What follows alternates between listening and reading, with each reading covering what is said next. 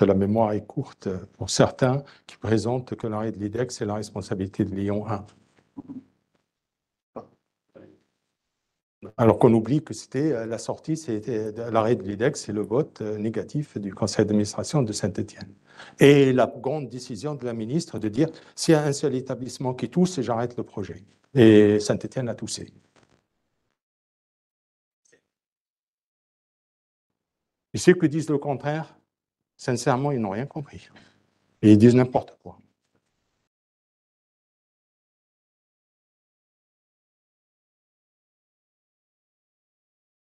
C'est une information générale à tous les collègues, puisque beaucoup de collègues se posent la question, mais le projet, ça fait quelques mois, on n'a pas encore d'informations. Il y a des informations qui circulent. Il y a des gens qui se permettent de donner des avis, d'écrire dans des journaux. J'allais dire, enfin, chacun croit comme il veut, Dieu les pardonne. L'idée, ce n'est qu'une présentation des difficultés aujourd'hui et des grandes orientations qui se dessinent aujourd'hui au niveau du projet. On ne met pas un établissement, on ne fusionne pas des établissements comme ça parce qu'on a cette idée-là de vouloir fusionner. Ça se réfléchit, ça se s'étudie, c'est un truc. Oui, je te laisse finir. Oui, je présente les scénarios, puis on reviendra. Ouais. Le premier scénario, c'est quelque chose, alors tout n'est pas à lire, hein, on va vous donner la présentation. C'est le projet principal initial. On a un établissement public expérimental formé par la fusion de Lyon et de Lyon 2. Par contre, le coût financier, il est immédiat. Hein, et vous avez eu le chiffre, entre 7 et 8 millions d'euros. C'est dans la première année, il va falloir trouver 7 millions d'euros. D'une façon récurrente dans le budget de l'université. On discute avec le ministère. Le ministère, il ne va pas dire non, arrêtez votre projet parce que je ne vais pas vous financer. Il dit faites le projet, je verrai. Mais ça se saurait si le ministère finance 8 millions d'euros. Je peux compléter sur ce qu'a dit le président du conseil académique. Nous avons fait une demande, nous avons échangé avec le ministère, la DGCIP, fait des demandes. On a même sollicité le fait qu'on soit dans la première vague des comptes, ce qui n'est pas le cas. Deuxième scénario proposé par Lyon 2. Fusion simple.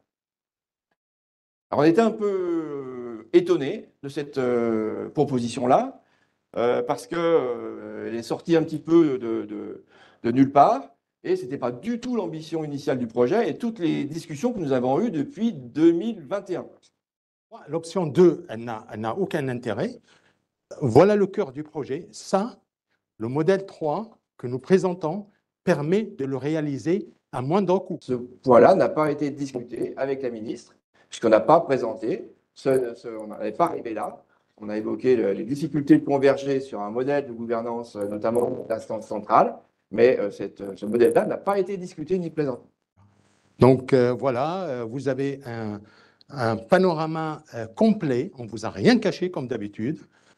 Actuellement, le Code de l'éducation ne permet pas de faire une composition d'un conseil d'administration à l'image de l'université qu'on voudrait constituer, indépendamment du périmètre. La création d'un établissement public expérimental permettra demain d'initier des structurations. Il y a une lourdeur, si vous voyez tous les parapheurs qui arrivent, c'est inimaginable de continuer de travailler, de pouvoir continuer demain, de travailler efficacement avec une université de 75 000 étudiants et de 6 800 personnels. Aujourd'hui, on est à 4 800 et il y a des difficultés de fonctionnement. Juste pour préciser, qu'est-ce que ça veut dire? C'est pas sortie de code d'éducation.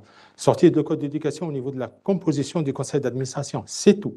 Enfin, chacun croit comme il veut, et Dieu les pardonne. Et il n'y a pas de question de démocratie. Hein. Ce qui a été évoqué, c'est qu'un CA à 50-50 peut être démocratique. Il existe, on verra, dans différents... est démocratique, il existe dans différentes sites. La démocratie universitaire, qui est importante, elle sera représentée au niveau des conseils des PFR. Et là, il y aura une liberté aussi, dans un modèle de PE, à l'organiser pour chaque grand pôle. L'université fonctionne par une démocratie représentative. Donc là, on a informé toute la communauté, étudiants, personnel, chercheurs des organismes, sur exactement l'état de la situation.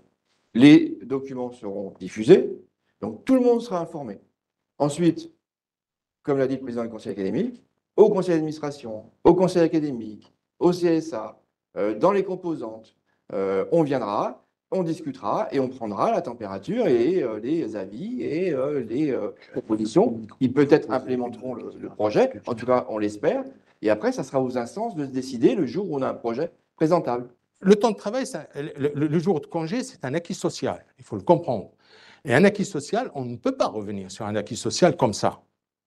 Un acquis social, s'il faut revenir dessus, bah, il faut le compenser. Le compenser par financièrement.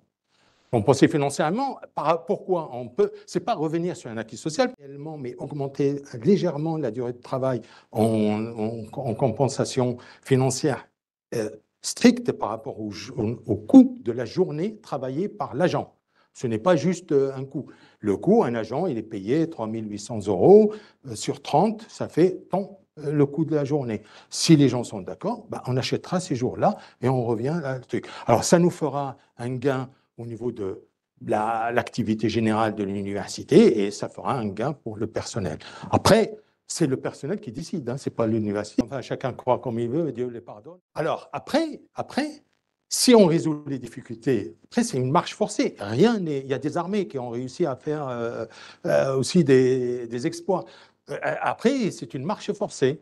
Après, il faut que la communauté accepte une marche forcée vers le truc. Voilà, merci, messieurs les présidents.